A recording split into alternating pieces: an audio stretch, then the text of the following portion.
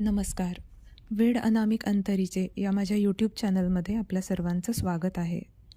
हरवलेली या कथेचा उत्तरार्ध आज आपण ऐकणार आहोत. आदितनं मीराला शक्य त्या ठिकाणी शोधलं होतं, पण मीरा अजूनही सापडलेली नव्हती.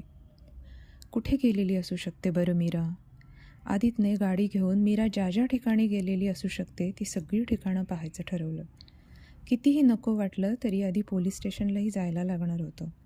मीराचा मोबाईल आणि डायरीही सोबत घेतली त्याने. गाडी चालू केली आणि AC ऑन केला. मीराला ACपेक्षा खिडकी उघडी सोडलेली आवडते फार. घुसमटणाऱ्या बंद हवेपेक्षा बाहेरची मोकळी हवा खूप बरी वाटते रे.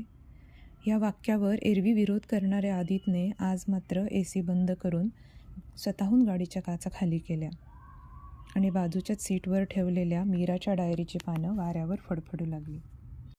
शुक्रवारची संध्याकाळ असल्यामुळं ट्रॅफिक जाम होतं. बऱ्याच वेळानंतर आदित पोलीस स्टेशनला पोहोचला. पोलिसांनी जुजबी चौकशी केली आणि त्याबरोबर आदितचीच बरीच उलट तपासणी केली. दोघांचे संबंध कसे आहेत, काही भांडण झालं आहे का, पैशांचा काही घोळ आहे का, इत्यादी इत्यादी. आणि 24 तासाच्या आत तक्रार घेऊ शकत नाही, वाट पहा सांगून त्याला घरी पिटाळलं. या प्रश्नांची खरं तर त्याला कल्पना होतीच, पण प्रत्यक्षात फेस करताना मात्र त्याला कसंसच झालं. तो परत गाडीत बसला, गाडी स्टार्ट केली. आता कुठं जावं हा विचार करत असतानाच शेजारच्या सीटवर डायरीची काही पानं त्याला उघडी दिसली. ना दिसाव्या या जखमा म्हणून केल्या अनेक शर्थी, गाढुनी खोल अंतरी दिला हास्याचा मुलामावरती, हुंदका ऋते गळ्याशी आल्या पावली परतला, चेहरा हासराच माझा सदा दुनियेने पाहिला. एक एक प्रसंग काल घडल्यासारखे त्याच्या डोळ्यासमोरून तरळून जाऊ लागले. त्याच्या मित्राच्या बायकोच्या, रीमाच्या डोहाळजेवणात अगदी घरचं कार्य असल्यासारखं सगळी पळापळ, सगळी कामं केली होती मीरानं. पण ओटी भरण्याच्या वेळी जेव्हा मीरा पुढे आली तेव्हा मात्र रीमा म्हणाली, वहिनी तुम्ही किती छान गाणं म्हणता, ओटी कोणीतरी भरेलच, तुम्ही हे गाणं म्हणा ना प्लीज. छानसं. क्षणात मीरा मागे वळली. 2 क्षण सगळेच शांत झाले, आता पुढं काय होईल म्हणून. पण मीरानं मात्र शक्य तेवढा चेहरा शांत ठेवला आणि गाणं म्हणायला सुरुवात केली. आनंद या जीवनाचा सुगंधा परी दरवळावा, पाव्यातला सूर्य जैसा ओठातूनी ओघळावा. गाणं म्हणताना मीराचे डोळे अलगद मिटलेले. अगदी शेवटी ती हलकेच डोळे उघडते आणि माझ्याकडे पाहून परत डोळे मिटून घेते. डोळ्यांच्या कडा ओलावलेल्या आहेत. गाणं संपतं. लोक टाळ्या वाजवतात आणि लगेच अजून गाण्यांच्या फरमाईशी चालू होतात. मीराचे पाणावलेले डोळे मात्र कोणाच्याच लक्षात आले नाही. पण माझ्या तर आले होते ना. का मी मीराचा असा अपमान सहन केला तेव्हा? का तिला घेऊन घरातून बाहेर नाही पडलो त्यांच्या? आदित भानावर आला. आपण लायब्ररीच्या समोर आलो आहे न ठरवताही विचारांच्या तंद्रीत. तिच्या आवडत्या जागांपैकी एक जागा. इथं येऊन तासनतास पुस्तकं वाचणं आणि आलेल्या लहान मुलांच्या बरोबर खेळणं तिला खूप आवडतं. तो लायब्ररी फिरून आला. डेस्कवर चौकशी केली, पण मीरा इकडंही आलेली नव्हती किंवा येऊन गेलेली नव्हती. आधीत पुन्हा गाडीत बसला.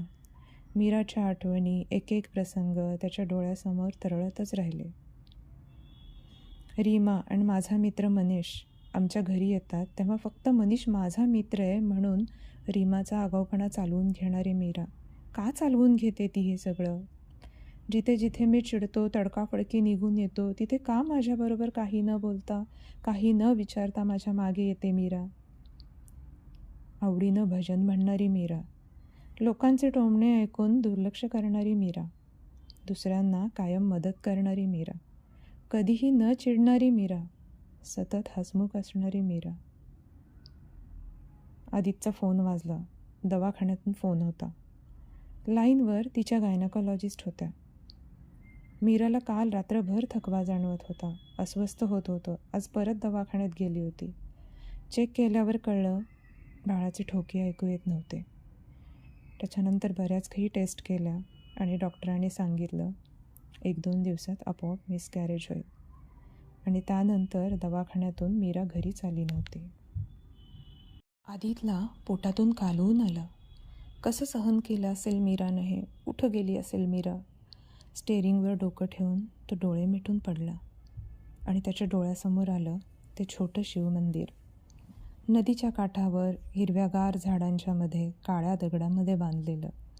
आजूबाजूच्या कोलाहलापासून दूर, शांत, थंड. पहिल्यांदा पाहिलं तेव्हा ती प्रेमातच पडली होती त्या मंदिराच्या. इथं आल्यावर मनातला कोलाहल शांत झाल्यासारखा वाटतो रे, म्हणाली होती. आदितला खात्री होती मीरा नक्की तिथं असेल. आदित मंदिराच्या दिशेनं निघाला. पूर्ण काळोख झाला होता जेव्हा आदित पोहोचला. गाडीतून उतरून पळतच तो मंदिरात गेला, पण मीरा तिथं नव्हती.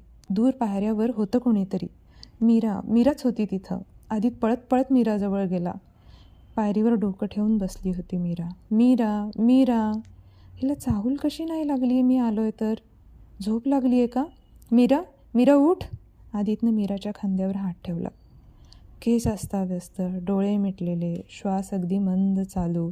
आदितनं मीराला हलवलं. मीरा अगं इतक्या अंधारात इकडे एकटी का बसली आहे?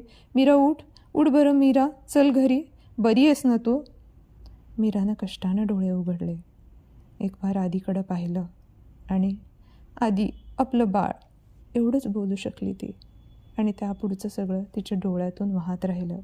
आणि नंतर आदित्यही. मीरा माफ कर मला. पुन्हा या त्रासात नाही टाकणार तुला. नाही कुठल्याच त्रासात नाही टाकणार. खरंच माफ कर मला. आदितनं मीराला उठवलं. तिला धरून हळूवार तो गाडीकडे घेऊन गेला.